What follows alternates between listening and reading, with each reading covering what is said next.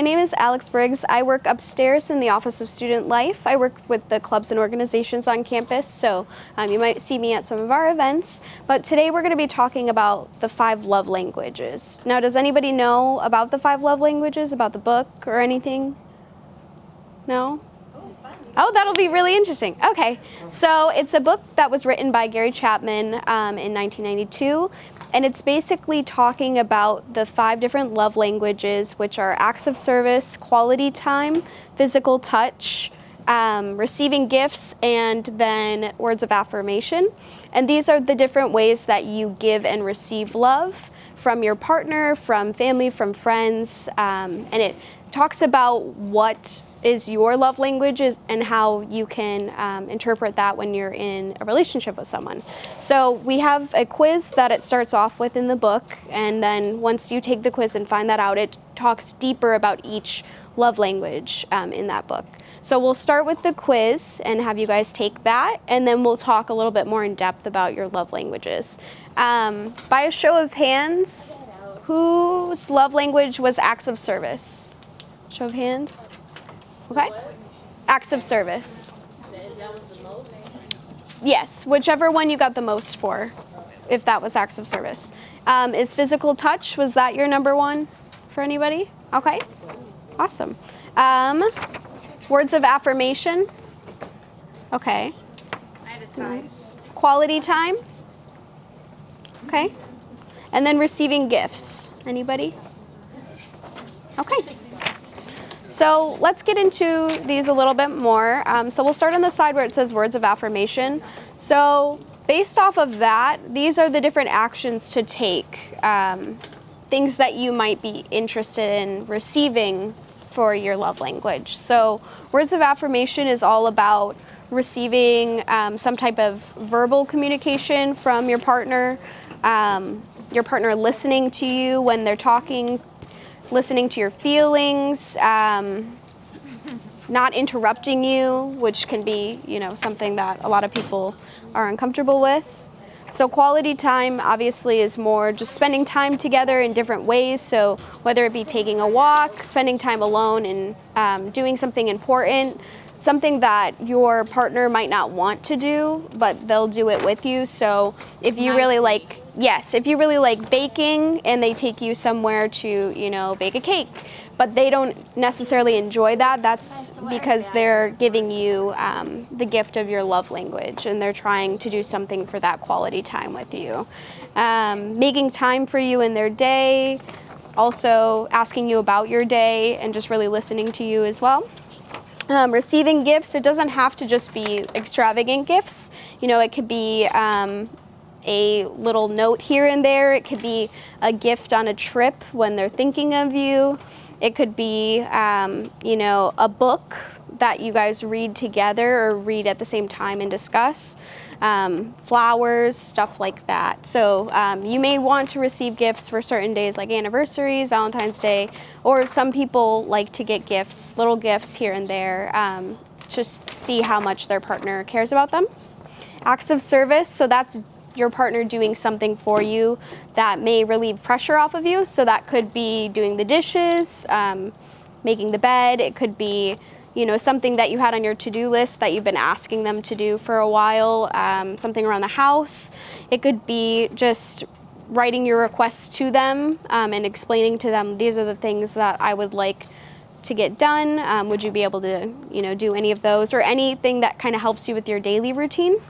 And then physical touch, it doesn't have to be super intimate. It could be hugging, it could be holding hands, it could be just like gently touching when you're sitting next to each other in a restaurant, or if you're in the presence of family and friends, them giving you some type of touch or some type of physical stuff. So, touching your leg when you're sitting with your family, that might make you feel comfortable when you're with them.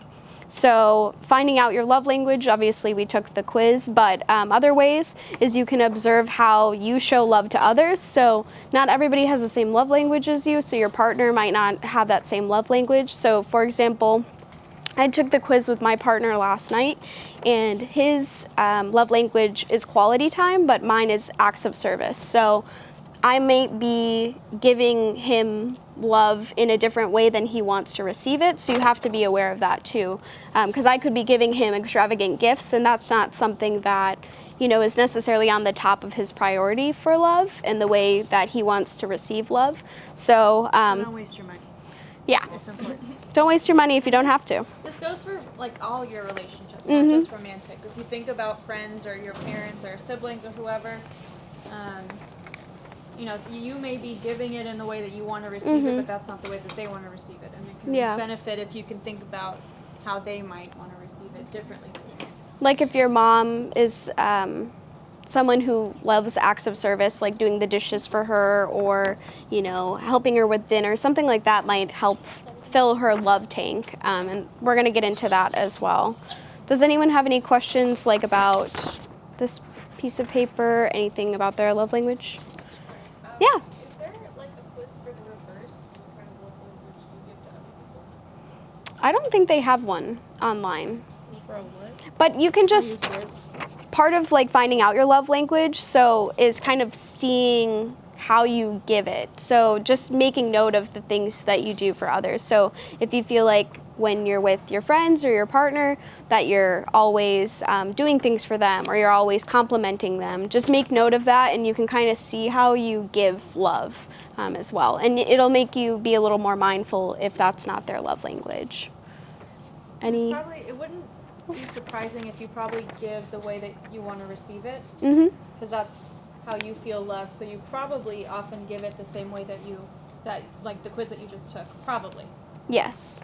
So mine's acts of service, so I do a lot for my partner, but they just want to spend time with me. So I have to remember that sometimes is they don't care as much if, you know, the house is clean or the dishes are done. They care more about just spending time with me one-on-one, us talking, not interrupting them, just asking them about their day. So I have to remember that when I'm doing things is that they may appreciate it, but that's not the way they fill their love tank up. So we're going to get into that too. Maria, will you pass this out? So this is a quote from the book actually. So it says, when the emotional need for love is met, you can deal with the rest of life in a much more productive manner. So it's talking about checking your love tank. So when your love tank is empty, you could feel sad, you could feel that your relationship with that person, your partner, your friend, is not the kind of relationship you want to have, and that can, you know, cause some issues and conflict. So you want to obviously be checking on your partner's love tank, and they should be checking on yours. So these are different ways that you can check. So you can ask your friend, your partner, your family on how you can be a better partner to them or a friend, and act on what they tell you. So you can seek feedback from them and say, I know that your love language is this. Is there something I need to be doing to kind of help with that so that I can fill your love tank up? When you receive positive feedback, you know that there's progress. So if they say, hey, I really appreciated that you did this thing for me, and you know that acts of service is their love language, you can use that and be like, okay, perfect. So I'm on the right track and I'm really doing something that they would want me to do. When your partner responds and meets your need, you'll be able to react with your emotions. So if they are doing something for you that is part of your love language and filling your love tank up, let them know that, you know, show emotions, smile, you know, be happy, thank them, just so they know that they're doing what you would like them to do as well. And as your relationship heals, don't forget that your partner, your friend, your family's love language and daily needs.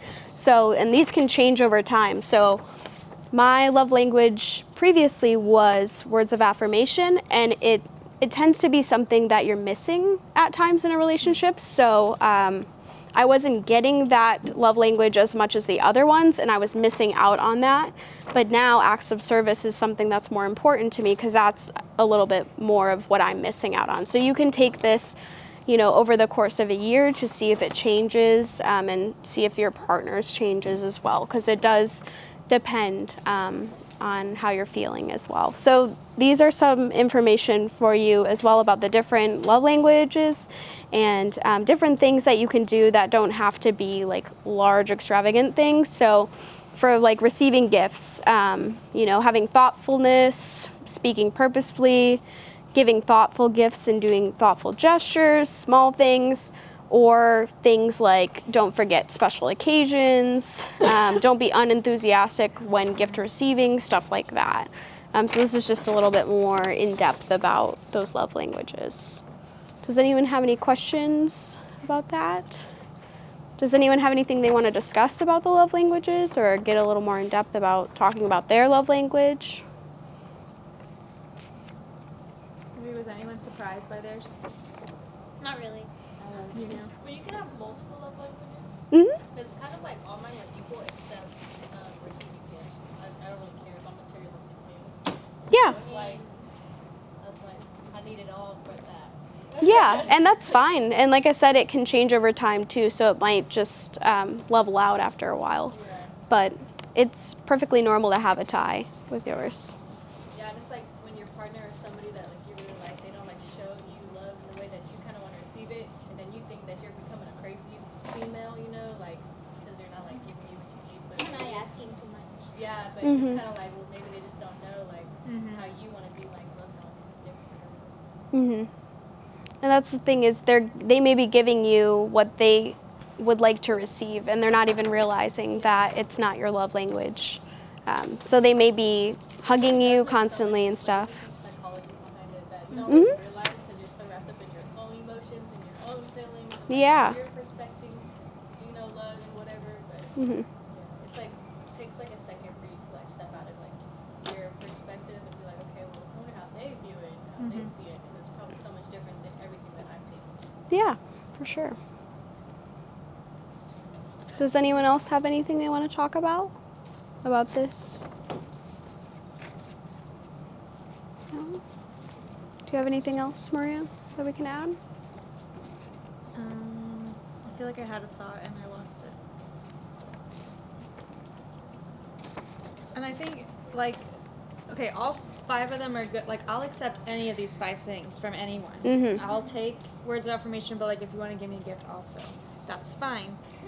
So, all 5 of these I think I need on some level.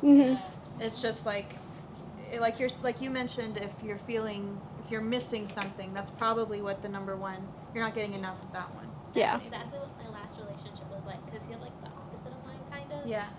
But also okay. But awesome. Yeah, there's that other problem. There's the other thing, but his was quality time and stuff, and mine was and I like quality time, but I never got the top 3 of mine really that much, because his were so opposite. But that makes sense why I was so annoying. For some things I was wow. I not appreciate it, but it was just that it was different. Your love tank was empty. And mine being words of affirmation before, my partner had no idea that that really meant something to me. So I would say those things to him and he would be like, thank you. And I would be like, and what do you think about me? And so I had to finally tell him, I'm like, words of affirmation is my love language. So I know you don't like receiving it, but can you give it a little bit more to me? You don't have to say a compliment to me every day, but it could just be hey, I could see that you're doing a good job. I'm proud of you. It doesn't have to be an appearance thing either with words of affirmation. It could be good job on that test. I know you worked really hard, and stuff like that. So. How would you go about starting that kind of conversation if you feel like you need to have that with your friend or someone you kind of feel you have feelings for, you like them a lot? Because when you have such strong emotions for somebody, whoever it be, sometimes it's hard to communicate because you're always thinking about all these factors. Oh, am I wording it too wrong? Oh, type erase. Oh, you just get so in your head that you can't really communicate how you feel with just somebody you don't have those feelings for. With your friends or your family, you can just be yourself. But bringing this conversation up, I feel that's the difficult part. It's I know how I want to be loved, but then it's okay, how can I get the courage to be vulnerable? Being vulnerable is so difficult. Yeah. So I would use something like this. Once you have, how do I tell you? once you have that self-awareness, like now you have this tool. Mhm. You can use, I mean, because this is non-confronting. Non-confrontational. Thanks. And the thing is, if you go on his website, he has like an online one too, so you could be like, oh, I heard this in one of my classes, or I heard this from someone. I thought maybe we'd want to take it and just kind of see what our love languages are. Or you could just start the conversation with, I took this quiz and I thought maybe you might want to take it, but I'm realizing that I'm missing something in our relationship, which doesn't mean that they're doing bad things in the relationship. It's not meaning that like your relationship is terrible. You're just letting them know that there's things that I'm just missing out on, and if I had these, our relationship would be stronger. Yeah. So I heard someone say, without sounding harsh, and I think especially as women, we've been trained that saying what our needs are is being aggressive. Yeah, so many guys like, you're like, why are you trying to argue? I'm not arguing. I'm just trying to tell you how I feel. Sorry, Jeffrey. That Not all men. But That's yeah, happened to me every time I've tried to like talk to someone about how I feel. It always turns into an argument. I'm like, why? and you're just trying to. Go ahead. That kind of stuff makes you want to argue.